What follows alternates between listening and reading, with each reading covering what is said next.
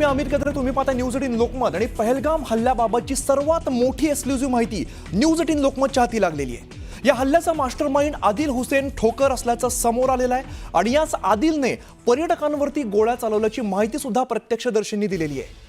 आदिल हुसेन ठोकरने लष्कर ए तोयबाच्या पाकिस्तानमधील कमांडर सैफुल्लाह कसुरी आणि अबू मुसा यांच्याशी संग करून पहलगाम हल्ल्याची योजना आखल्याची माहिती समोर येते। अनंतनागमध्ये राहणारा वलीम मोहम्मद ठोकरचा आदिल हा मुलगा आहे।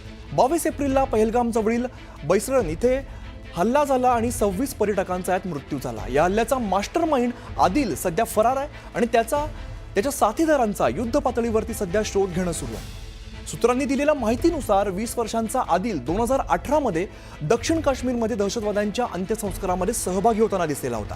तेव्हा तो खरं तर प्रसिद्धीच्या झोतात आला आणि त्याच वर्षी आदिल पाकिस्तानला गेला आणि त्यानंतर तो बंदी घालण्यात आलेल्या पाकिस्तानातील दहशतवादी संघटना LET मध्ये सामील झाल्याची माहिती समोर आली।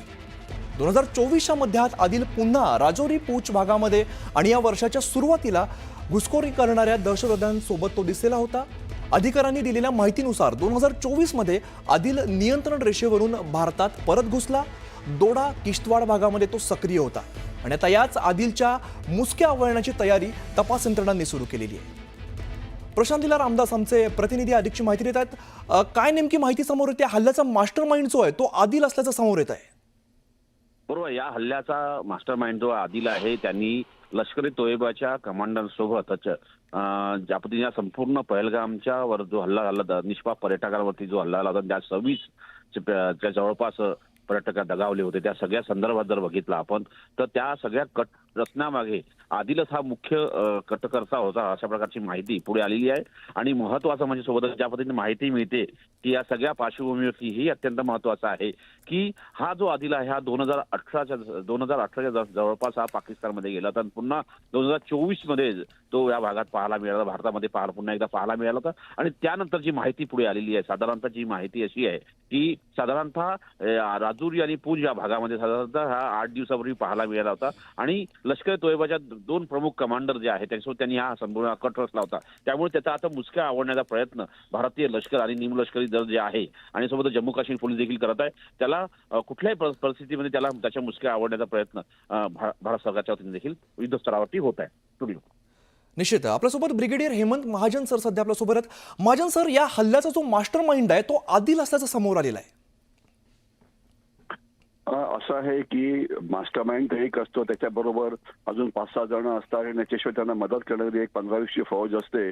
तर हे सगळेच महत्वाचे असतात आणि या सगळ्यांनाच पकडायला पाहिजे आणि त्यांना पकडून मारायला पाहिजे। तर त्याच्याकरता आता म्हणजे इंटेलिजन्स बाबी चालू आहेत, शोध मोहीम सुरू झालेल्या आहेत आणि मला खात्री आहे की पुढच्या काही वेळामध्ये हे जे दहशतवादी जे याच्याकरता जबाबदार होते त्यांना नक्कीच मारलं जाईल। आणि जर हे दहशतवादी म्हणजे जनरली असं म्हटलं जातं की दहशतवादी जे काश्मीरमध्ये असतात त्यांचं आयुष्य 5 किंवा 6 महिन्याहून जास्त नसतं, म्हणजे पुढच्या काही वेळात ते नक्कीच 100% मारले जाईल।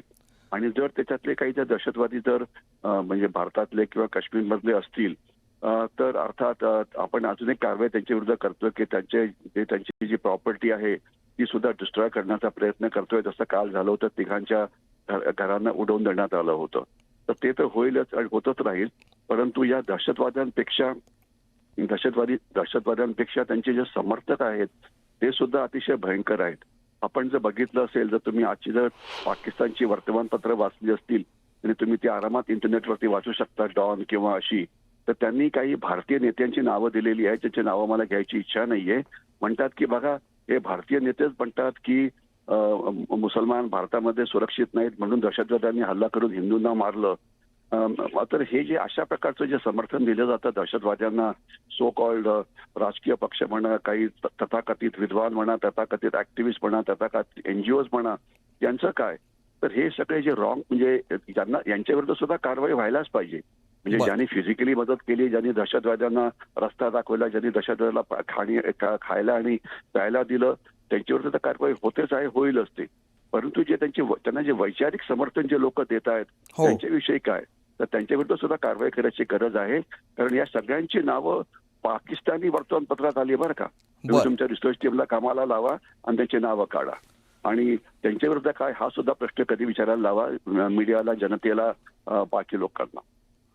निश्चित महाजन सर, धन्यवाद, तुम्ही सविस्तर माहिती दिली त्याबद्दल.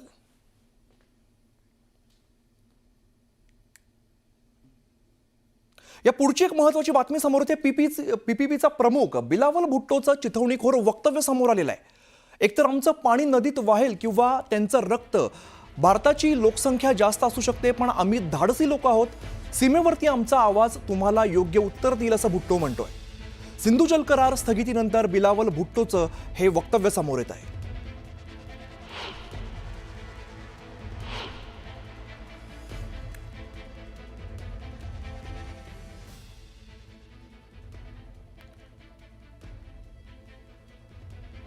एकतर आमचं पाणी नदीत वाहेल किंवा रक्त वाहील असं वक्तव्य केलंय.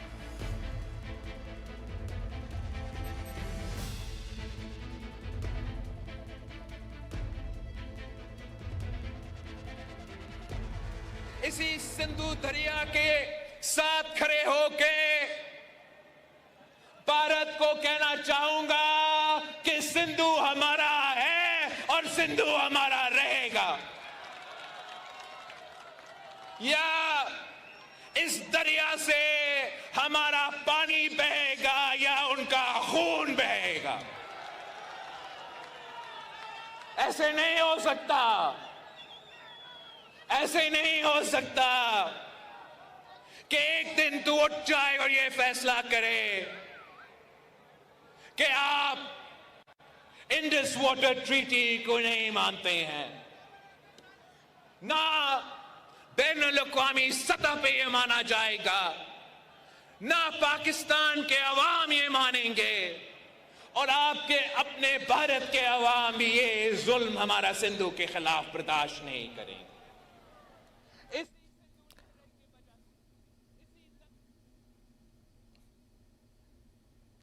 जम्मू काश्मीरमधील पहलगाम जवळ असलेल्या बैसरन खोऱ्यामध्ये दहशतवाद्यांनी पर्यटकांची हत्या केली आणि या भ्याड हल्ल्यानंतर भारतीय लष्कर आणि सुरक्षा यंत्रणांनी दहशतवाद्यांविरोधात मोहीम हाती घेतलेली आहे. दहशतवादी आसिफ शेख आदिल गुरीचं घर पाडल्यानंतर आणखीन 2 दहशतवाद्यांची घरं स्फोटकं लावून उद्ध्वस्त करण्यात आलेली आहे.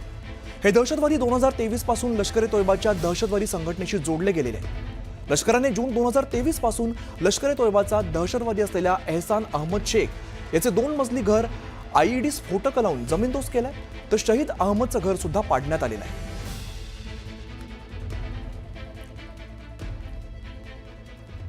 पुढची बातमी अहमदाबादमधून येते. अहमदाबाद शहरात बेकायदेशीरित्या राहणाऱ्या स्थलांतरितांना पकडण्याची मोठी शोध मोहीम आता राबवली जाते. या कारवाई दरम्यान 400 पेक्षा अधिक संशयास्पद स्थलांतरितांना ताब्यात घेण्यात आलंय. अहमदाबाद गुन्हे शाखेने एसओजी ईओडब्ल्यू पथकांच्या मदतीने ही मोठी कारवाई केलेली आहे. दरम्यान देशभरातून पाकिस्तानी नागरिक सुद्धा पाकिस्तानात परतण्यास आता सुरुवात झालेली आहे.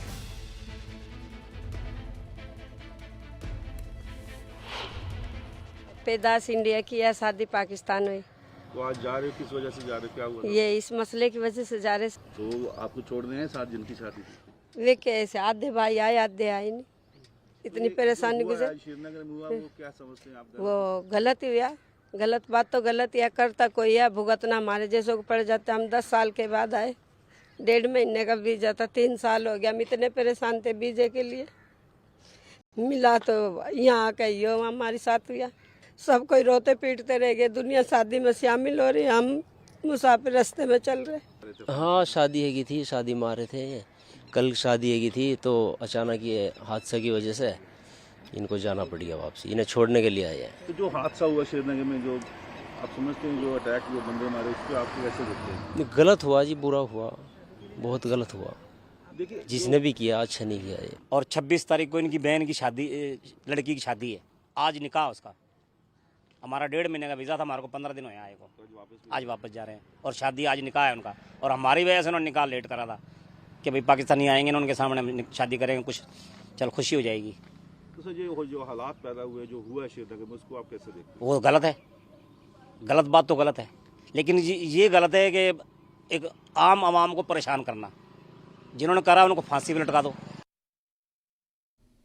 मंडळी, जम्मू काश्मीरमधील पहलगाम इकडे पर्यटकांवरती हल्ला होत असताना स्वतःच्या जीवाची पर्वा न करता पर्यटकांच्या रक्षणासाठी एक तरुण धावून आला.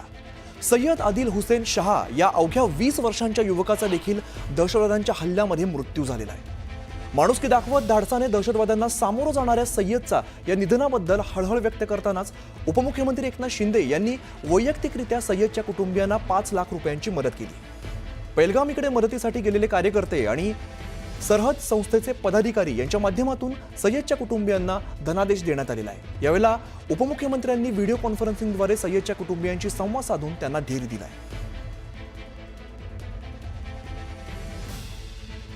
पर्यटकांवर तो गोळीबार करू नये पुन्हा म्हणून त्याने जीवाची बाजी लावली आणि त्याच्यामध्ये मागून दुसऱ्या एका आतंकवाद्याने अतिरेक्याने त्याला गोळ्या घातल्या आणि तो त्याच्यामध्ये शहीद झाला.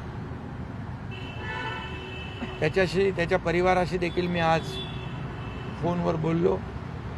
आपले कार्यकर्ते तिथे गेले, त्याला देखील एक परिवाराला त्याच्या 5 लाख रुपयाची मदत केली आणि त्याचं जे मोडकळीस झालेलं घर देखील आपले कार्यकर्ते तिथं त्याला पुन्हा बांधून देतील.